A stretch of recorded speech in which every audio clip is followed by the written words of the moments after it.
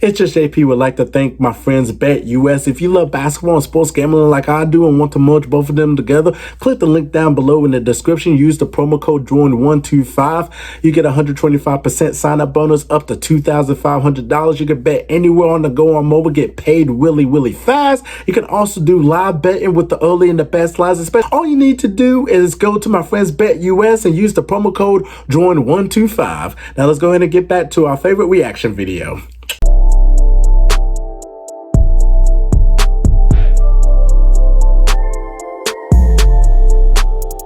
What up, JP Nation? This is your boy JP. Today we are reacting to another Making the Case video. We're going to be doing the players, and this one means so much to me because I'm a Celtics fan, and this guy was a pioneer for the Celtics and the NBA. We're talking about Bill Russell, one of the greatest players of all time, 11-time champion, a winner, a guy that's most respected by everybody, 12-time NBA All-Star, 4-time rebounding champion, 5-time MVP, which I did not even know, 5-time MVP.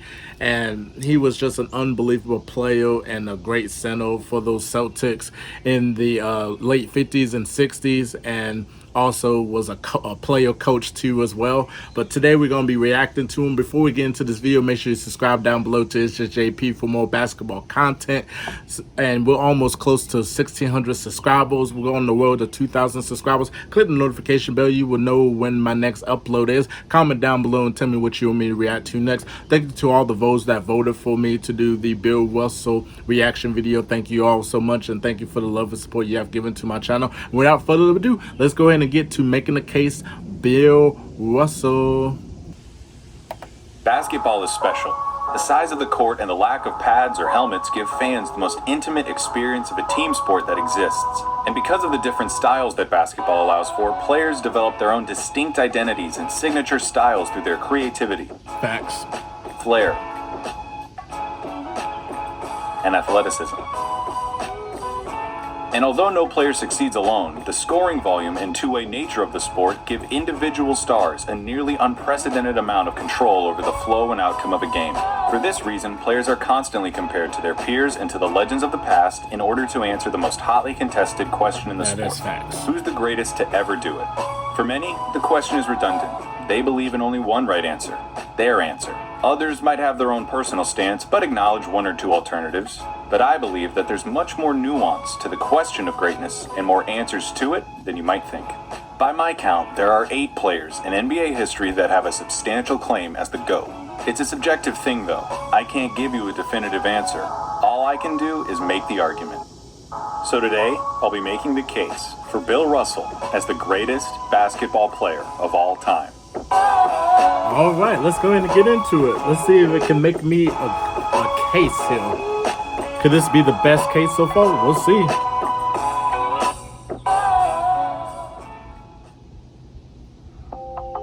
Imagine what I'm trying to do.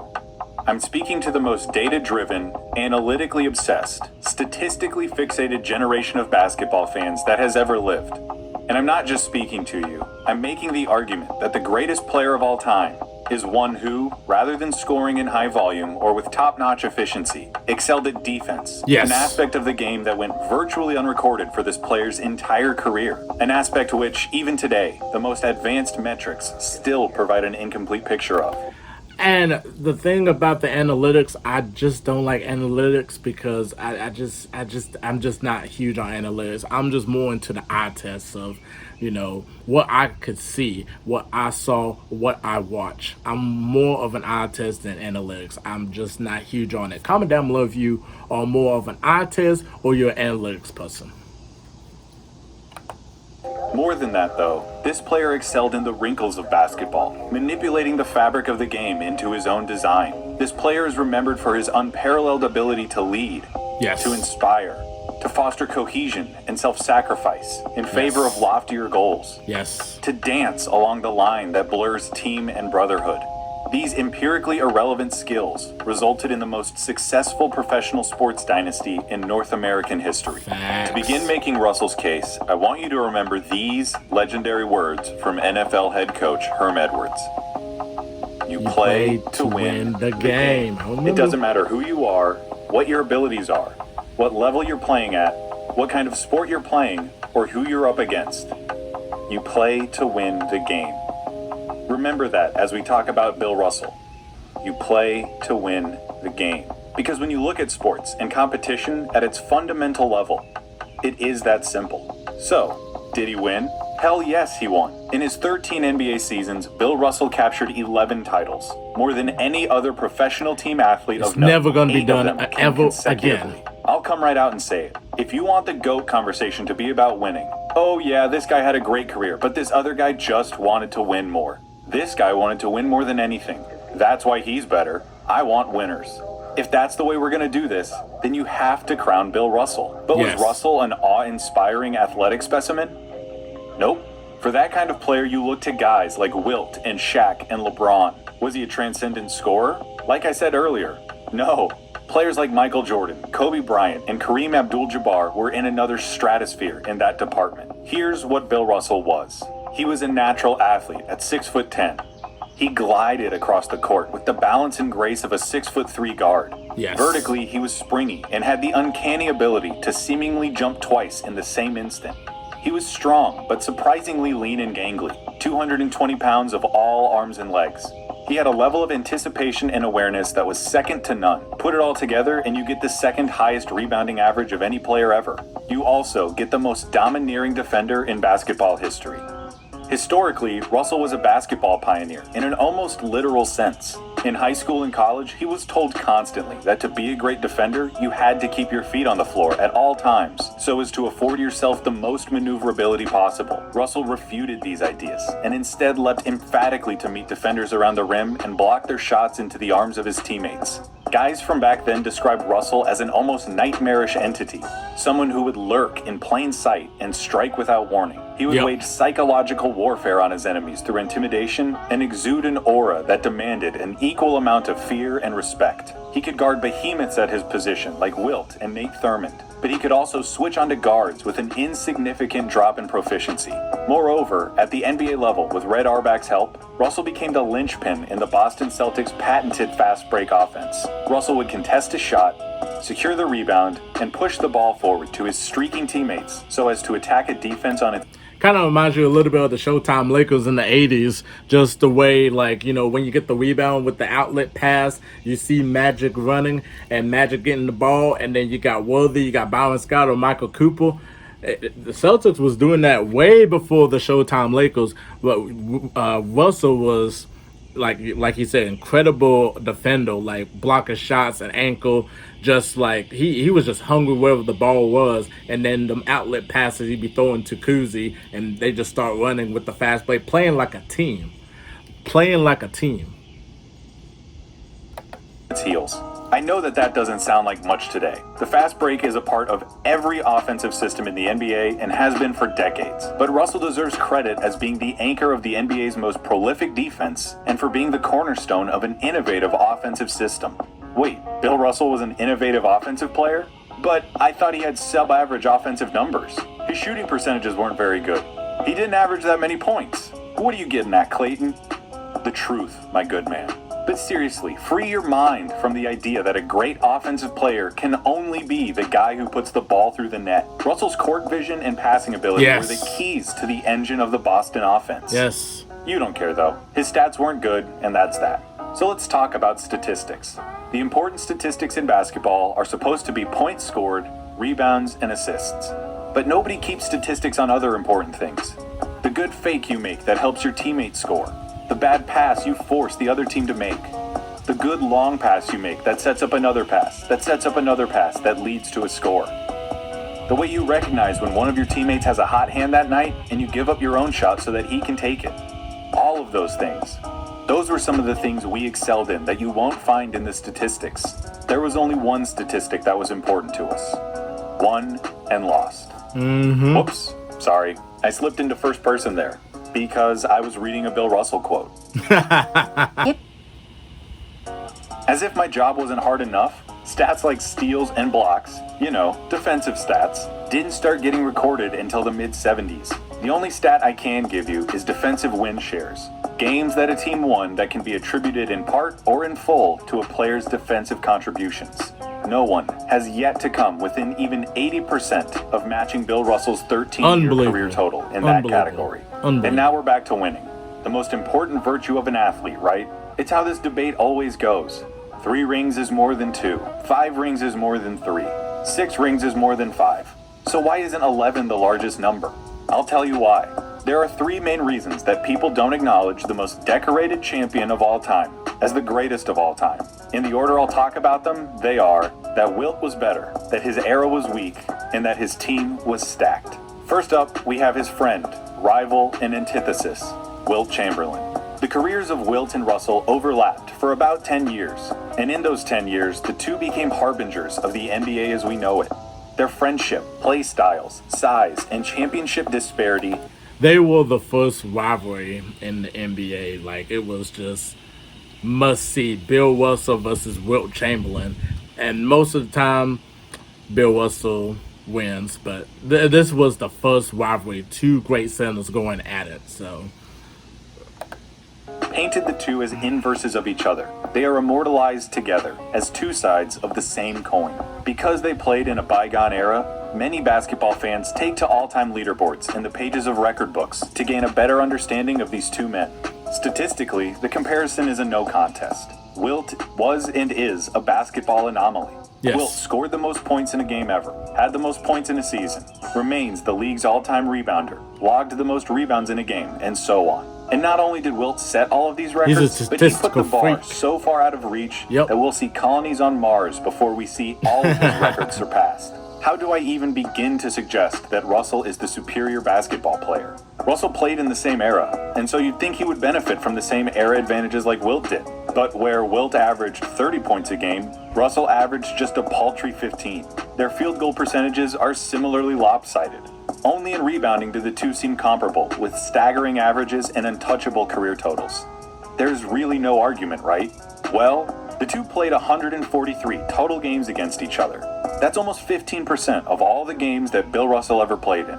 In the 94 regular season games they went head-to-head, Russell's team won 57 times. In the 49 playoff games that they saw each other, Russell's team won 29 times. But hey, those are team records. Even looking at the box scores of those games and playoff series show that Wilt got his no matter what. Surely there must be some way to award a player for his individual expertise.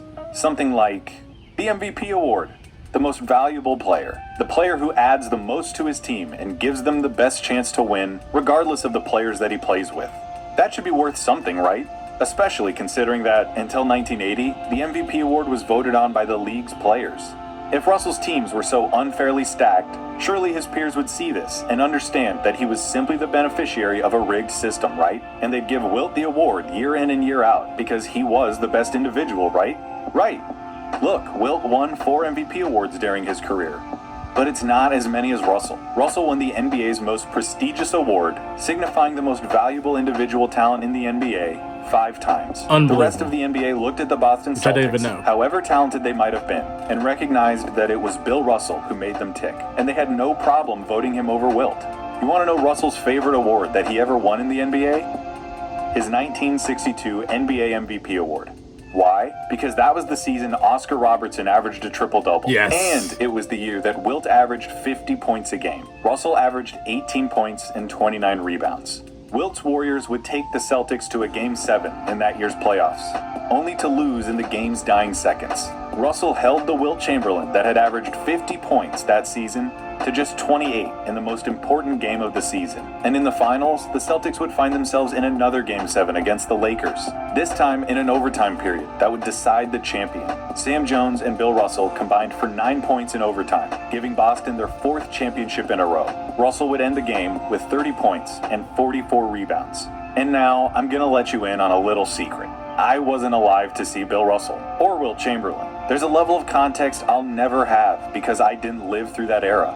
So why don't we hear from some of the people who did?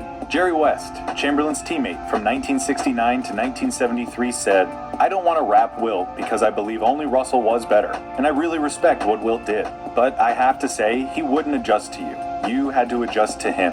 1975 Finals MVP, and Hall of Famer Rick Barry said, "I'll say what most players feel, which is that Wilt is a loser. He is terrible in big games. When it comes down to the closing minutes of a tough game, an important game, he doesn't want the ball. He doesn't want any part of the pressure. It is at these times that greatness is determined, and Wilt doesn't have it." Kareem Abdul-Jabbar in 1990 wrote this, an open letter to Wilt Chamberlain. "It's been several years now, Wilt, that you have been criticizing my career with your friends in the press. After any tough test in which you didn't do well, you blamed those around you and quit. People will remember that I worked with my teammates and helped." We're talking about Bill Russell, not Wilt Chamberlain. It's like, let's get back to Bill Russell, though, so. us win. You will be remembered as a whining crybaby and a quitter. Woo. Stats and all. Stories abound about Wilt's infatuation with statistics, from correcting scorekeepers to scolding teammates for not making baskets that would have counted towards his assist totals. In 1965, the Warriors felt that Wilt was toxic and decided to trade him. One of the prospective landing spots for the Big Dipper was none other than the Los Angeles Lakers, where Jerry West and Elgin Baylor desperately needed someone to throw at Russell. The Lakers management decided to poll the players on whether the team should trade for Chamberlain. The poll resulted in a 9-2 decision against bringing Wilt to the team. Is it fair to call Wilt a loser? No. But did he make his teammates better? Rarely. Wilt played in 9 Game 7s. Russell played in 10. Wilt lost 5 of his. Russell never did. Okay, but back then there were like 8 teams, nobody was very tall, there was just a bunch of scrawny non-athletes. Russell couldn't hold Joel Embiid's jock strap today. If you abide by the "yeah, he was good for his time, but he couldn't hang today" mindset, I need you to be consistent. I need you to acknowledge that across the board. Please. You've painted yourself into a corner that states that the greatest athlete will always be the newest one. That Aroldis Chapman is historically a greater baseball player than Babe Ruth, because Chapman would smoke Babe Ruth like a dad playing wiffle ball with his son. That if someday the NBA implements a 4-point shot, you immediately have to look at Steph Curry and say, yeah, he was a good shooter for his time, but he couldn't cut it today. His era was easier. If he played today, he'd just be an average shooter. In that world, no one will ever hold the crown for long, because time will pass, and modern athletes inevitably age into ancient ones. Facts. So isn't the fairest way to evaluate these players to look at what they did in the context of their eras? I think so, because I've said it before, and I'll say it again. Everybody had era-specific advantages. Yes. Great players are great because they exploit them. All right, let's try to get some context. I think that Russell's 11 championships actually hurt him historically in this way. It's such an incomprehensible number that it just lends itself to people trying to poke holes in it or find ways to discredit him. 11 is just too big of a number, right? Jordan has 6, and we know the stories of all 6. We can remember who LeBron and Kobe beat to win their championships and what it meant to them. It's hard to do that with 11, and it's even harder to do that when they happened in the ballpark of 60 years ago. I briefly touched on 62, so here's a little more context for you. After 8 straight titles for Boston, Wilt and the 1967 76ers put the league on notice. They won a league record 68 games and disrupted the Celtics' streak in just 5 games. They put the ribbon on their season weeks later when they won the championship. And then, the very next year, the 76ers entered the playoffs with the best record in the league. Wilt led the league in assists and won the MVP. When they met the Celtics in the Eastern Finals, they racked up a 3-1 lead. And then, as player-coach of the Celtics, Bill Russell engineered the greatest comeback basketball had ever seen, becoming the first team to ever overcome a 3-1 deficit. Wilt did not attempt a field goal in the second half of Game 7. Before LeBron Russell James did in damn near everything 2016. to ice the game in its final minute. 1966 was Red Auerbach's last year. He began the season by telling his contemporaries that this was their last shot to beat him. After defeating the Oscar Robertson Royals and Wilt's 76ers, the Lakers and the Celtics went the distance in the finals. In Game 7, an inspired Russell helped fend off an intense Lakers rally in the final period, tallying 25 points and 32 rebounds to send his coach out as a winner. Go look up his teams. You'll see that 1965 was Russell's best team. You might think it was easier back then, though, because Russell was playing against a bunch of nobodies. And you've got me there. He only had to go through Elgin Baylor, Wilt Chamberlain, Jerry West, Al Greer, Dolph Schayes, Oscar Robertson, Willis Reed, Nate Thurmond, Walt Frazier, and Bob Pettit.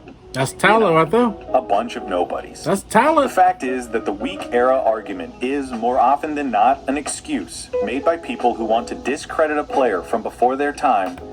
See, and that's the thing I really hate about today's generation is that they don't have respect for the old school players that paved the way for them today. Like, you hear like JJ Redick, comparing, Bob Cousy, he was playing with plumbers and firemen. That's kind of disrespectful just because, it's a different era than what we're accustomed to because everybody thinks, oh, well, today's players is going to smoke back then's players. Like, stop. Like, stop. If it wasn't for the old school players that paved the way, we wouldn't see guys like a Steph Curry or Michael Jordan, LeBron James, just to name a few. So you got to give credit where credit's due. I respect the old school era. I respect the players that came in before. They had skill sets. Look, any great player could adapt to any era. We don't need to compare eras, okay? Because, like, the eras were so much different. Just put Bill Russell in this era. He will adapt to a great player.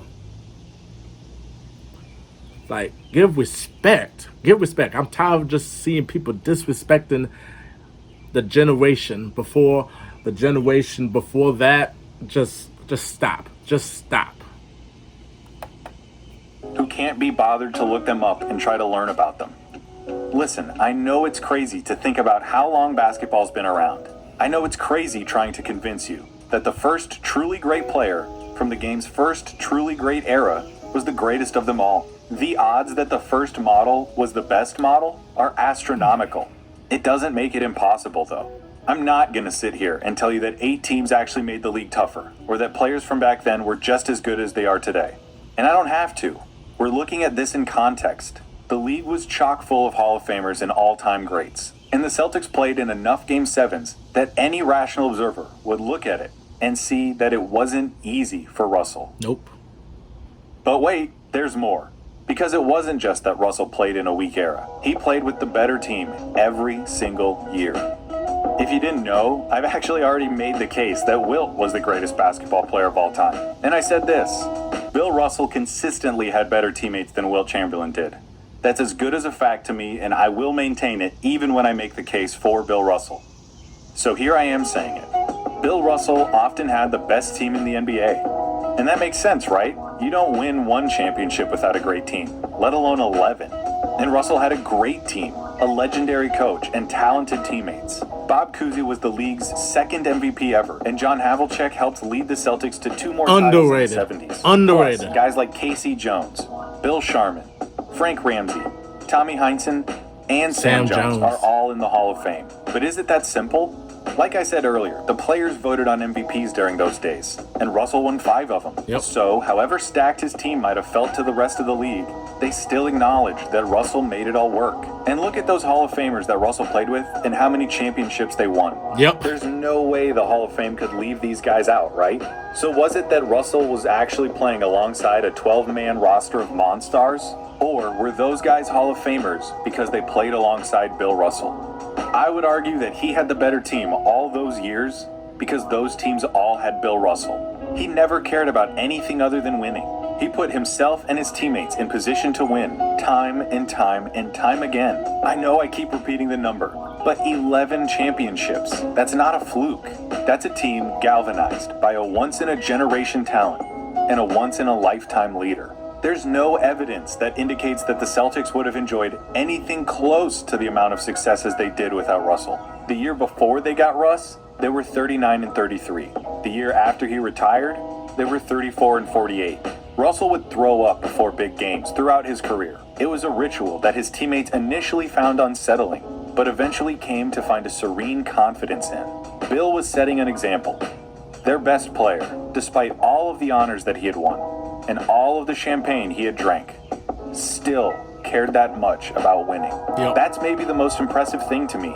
He never rested on his laurels, never used past accomplishments as justifications for anything. He withstood the test of time and the temptations of self-interest. He never stopped caring, and so his teammates didn't either.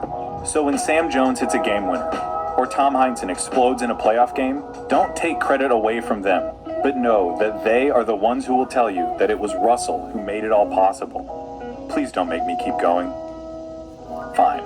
Bill Russell was cut from his high school JV team in his sophomore season. Oh, wow. He was raw, lacked fundamentals, and was driven by unrefined passion alone. Then, as a junior and senior, he led the team to back-to-back state titles. Wow. Colleges didn't care, though, and he didn't receive a single offer from any college. That is, until a scout from the University of San Francisco saw him and offered him a scholarship. In his 3 varsity years at USF, Russell helped turn a relatively unremarkable team into a perennial powerhouse. He went 71-8 and won 2 national championships. Wow. His junior year, the Dons started the season unranked. By the end of the season, they were the #1 team in the country and the national champions. In his senior year, the team went undefeated and carried the #1 ranking wire to wire. At one point, USF had a win streak of 55 games. Of the players on that team, only Casey Jones would go on to the NBA and, ironically, to play with Russell. Bill Russell is basketball Midas. Every team he touches turns to gold. And oh, by the way, Bill Russell's career coincided with the civil rights movement of the 1960s in a truly surreal way. He endured a disheartening amount of injustice during his career with a grace and pride that is worthy of remembrance in and of itself. But he did. Could you imagine the stories, like, you know, if you just go to his house and he just tells you, like, stories of what he had to go through? Man, I would love to listen to those stories. Like, those are, like, powerful stories, and he is class personified. Like, nobody will say a bad word about Bill Russell. Like, man, I didn't even know he got cut from his JV. Man, this is information I didn't even know. Man, when you do your research, you learn so much more. So, and you appreciate so much more of who you researching. So, wow. Did more than that, using his position to challenge the establishments around him and affect change. He was a leading voice at the Muhammad Ali Summit in Cleveland. He was at the March on Washington and in attendance for Martin Luther King's I Have a Dream speech. He didn't attend his own Hall of Fame induction because he thought that someone like Chuck Cooper deserved to be the first African-American inductee rather than himself. He was denied rooms in hotels and service in restaurants on basketball road trips. And so he refused to play. When Red Auerbach retired after the '66 season, Russell became the first black head coach in any of the 4 major American sports. While he was playing for the Celtics, vandals broke into his suburban home, spray-painted racist graffiti on the walls, broke his trophies, and defecated on his bed. His contributions to the civil rights movement are as important and notable as any other athlete. He helped light the torch that athletes today continue to carry. Does this necessarily make him the greatest player of all time? No. But when you think about what he was able to accomplish, I don't know how you could be anything but awestruck. Amazing. What is greatness? It's a question worth discussing, even if there are multiple answers with equal validity. One answer might be this, that greatness is the absence of potential. Bill Russell couldn't control how tall he was, or how much muscle mass his body could support, how fast he could run, how quickly he could jump. There are a host of things that might hinder or accentuate an individual's potential. Greatness is when, at the end of the road, you can look at that individual and say with certainty, there is no more potential. Every ounce got drained, every possibility exhausted. The tank got emptied, and the fight got fought. There was simply nothing left. That's a form of greatness worth celebrating. Bill Russell didn't dominate basketball. He conquered it. He ruled a sport for 13 years. Any uprisings or revolutions were succinctly quelled. There is perhaps no term more aptly suited for the totality of what he created than the word dynasty. He was the greatest defender basketball has ever seen. He steered basketball into the modern era. He created a culture from scratch. His loyalties did not belong to fans or the media or to Boston. His loyalty belonged to the Celtics. There is such a thing as a Platonic idea, named after the philosopher Plato. Take, for instance, a chair. You know what a chair is. You have in your mind the idea of a chair. They might look different, be made out of different material, and serve different purposes. But a chair is recognizable because you have the Platonic idea of a chair. You might have heard this term used to describe friendships. A platonic friendship is one centered around the very essence of friendship itself, not romance or sexual gratification or convenient utility, but simply because you enjoy being in that person's company. Bill Russell, more than anyone, unlocked the platonic idea of basketball. And I think in a big way, that's why we love sports. Sports is one of the most organic and compelling storytelling devices that we have ever found.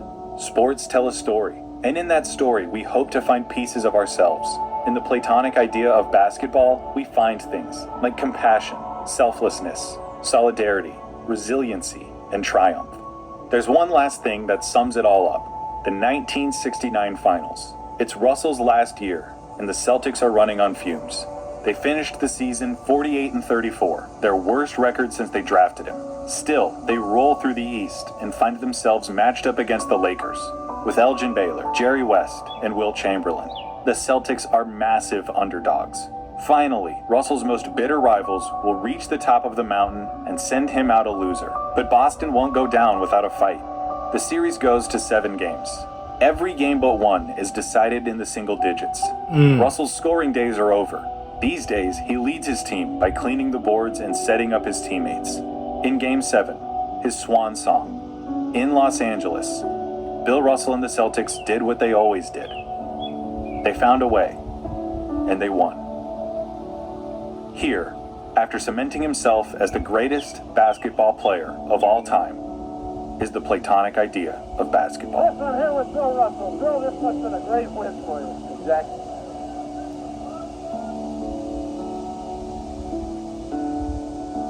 Man, Bill Russell, I mean, what else could I say, man? Just a winner. Like, you play to win the game. Yeah, he wasn't a great, he wasn't like a guy that scored buckets and everything, but he sacrificed everything just for his team to win. That's the most important part. I feel like this making the case video is probably the best one out of all of them, just because, like, all the stuff that he said about Bill Russell in terms of, defensive win shells, just the winning and the errors and comparing, and also the social justice that he had to go through at that time.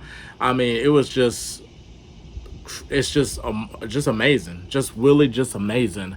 And as a Celtics fan, he's the greatest Celtic of all time, and just so valuable to that Celtics team. Imagine that team without Bill Russell. How many championships could they win without Bill Russell anchoring the defense and, creating the fast breaks? I mean, people don't give him credit for his court vision and his passing ability to his teammates. I mean, Bill was just unbelievable. And then getting cut from JV in high school, I didn't even know about that. And then, junior and senior year, go 71-8. And win 2 straight titles in high school. And in college, I mean, Bill Russell is just phenomenal, just so phenomenal. And, man, I would love to meet him one day, man, just listen to the stories. And, man, he got so many stories to tell, man. And the Finals MVP is named after him. Well-deserved to the best player in the Finals, because Bill Russell was always the best player in those championships, because he was so valuable and would do anything just to make his team win. So definitely comment down below and tell me what you thought of the Bill Russell reaction video. Anything Bill Russell, where you put him at in the top 10 or top 5, top 3. Just give me your comments down below about Bill Russell, and definitely comment down below and tell me what you want me to react to next. Subscribe to It's Just JP for more basketball content. On the way to 1,600 subs, click the notification bell. You will know when my next upload is. I'm JP, and enjoy y'all's day. Peace.